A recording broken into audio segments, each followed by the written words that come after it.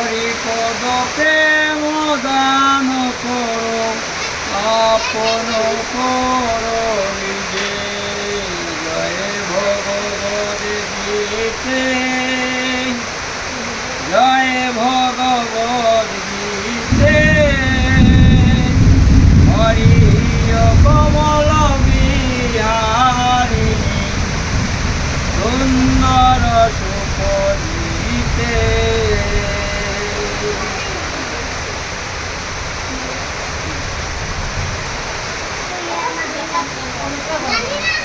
প্রথম অধ্যায়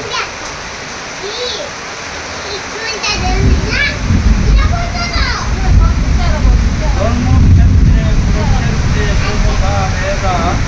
সমভেদা তদুচ্ছব মমতা পাণ্ডবৈশ্বর্য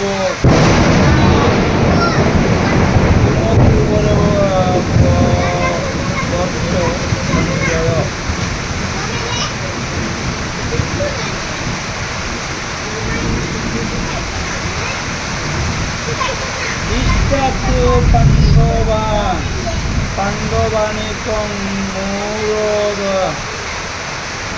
দুর্যোধনাস্তদা আচার্য মুখ সংগম্য রাজা বচনবীর্য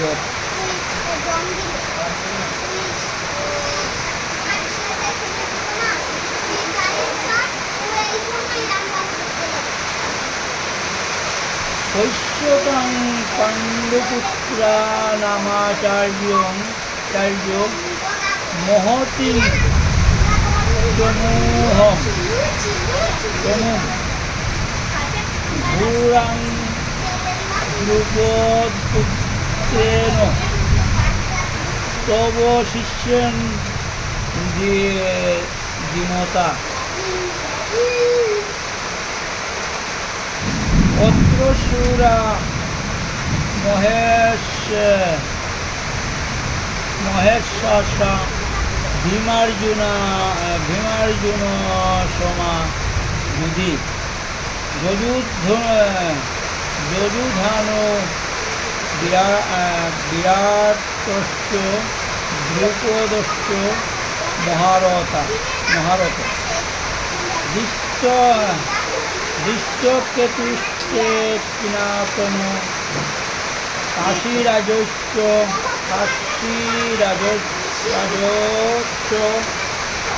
বীর্যবান পুরুজিৎ কুন্তিভুজশ্চ শৈব্যশ্চ নরক পুঙ্গব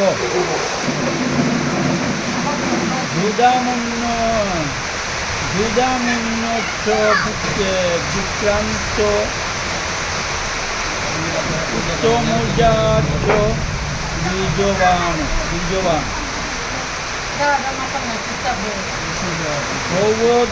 সৌভদ্র দ্রৌপদেয়শ্চ সর্ব এব মহারথা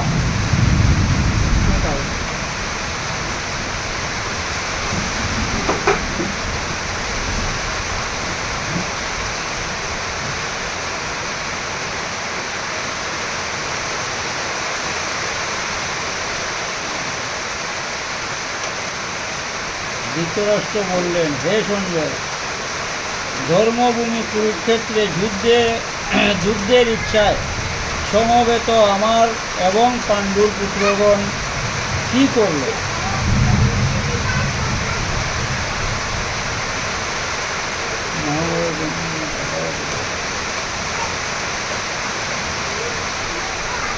ব্যাখ্যা: ধর্মক্ষেত্রে কুরুক্ষেত্রে দেবতাগণ যজ্ঞ করেছিলেন। রাজা কুরু এই স্থানে তপস্যা করেছিলেন। যজ্ঞাদি ধর্মমূলক কার্যাদি সম্পন্ন হওয়ায় এবং রাজা কুরুব তপস্যা ক্ষেত্রে হওয়ার জন্য তপস্যা ক্ষেত্র হওয়ার জন্য এই স্থানকে ধর্মক্ষেত্র কুরুক্ষেত্র নামে অভিহিত করা হয়েছে। এখানে আমার লেখছে ধর্মক্ষেত্রে এবং কুরুক্ষেত্রে পদ দুটিতে ক্ষেত্র ব্যবহার করায় ধৃতরাষ্ট্রের তাৎপর্য এই যে এটি কুরুবংশীয় গণের নিজস্ব ভূমি। এই যে শুধু যুদ্ধভূমি তা নয়, এটি তীর্থভূমি। এখানে প্রাণী সকল জীবাবস্থায়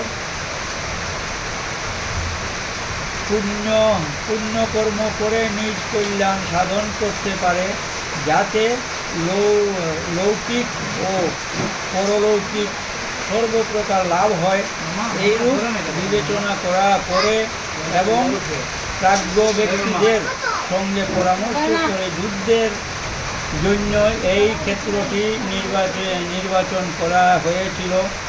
জগতে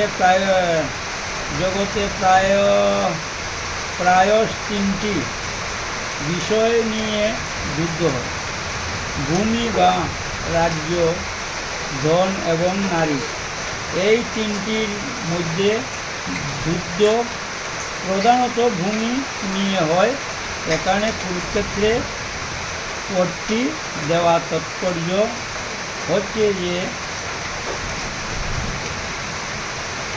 হচ্ছে রাজ্য নিয়ে যুদ্ধের প্রাসঙ্গিকতা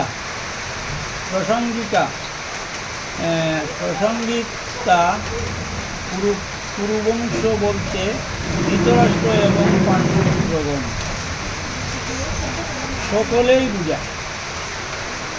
উভয়েই কুরুবংশীয় হওয়ায় এই দুটি পক্ষেরই কুরুক্ষেত্রে অর্থাৎ রাজা কুরুর জমির উপর সমান অধিকার বর্তমান।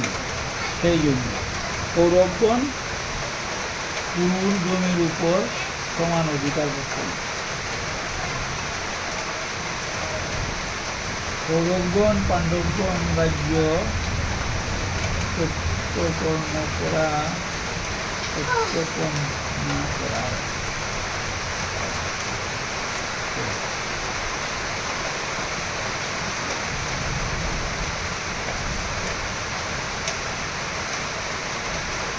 হয়েছে কুরুক্ষেত্র ধর্মক্ষেত্র, কুরুক্ষেত্র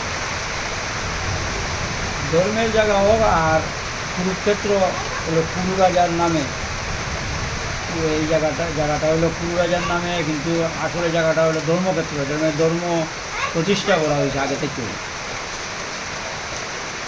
ধর্মক্ষেত্রে কুরুক্ষেত্র পদটি থেকে প্রত্যেকের এই শিক্ষাই গ্রহণ করা উচিত যে কোনো কর্ম করার আগে ধর্মকে সাক্ষী রেখে করা উচিত। সমস্ত কাজই করা উচিত সকলের হিতের কথা ভেবে, শুধু নিজের সুখ স্বচ্ছন্দের কথা ভেবে নয়, এবং কর্তব্য বা অকর্তব্য বিষয়েও শাস্ত্রকে সমানে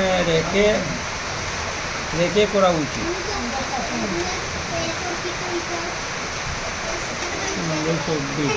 সমবেতা যদুচ্ছ নৃপতিগণ বারংবার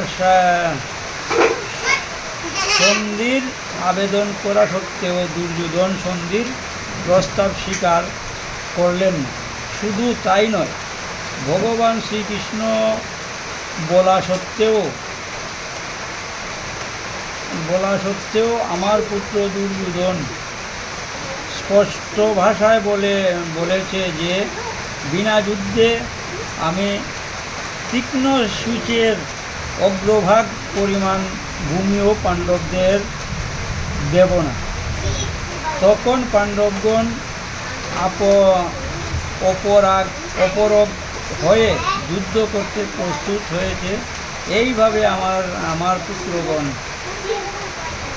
এবং পাণ্ডু পুত্র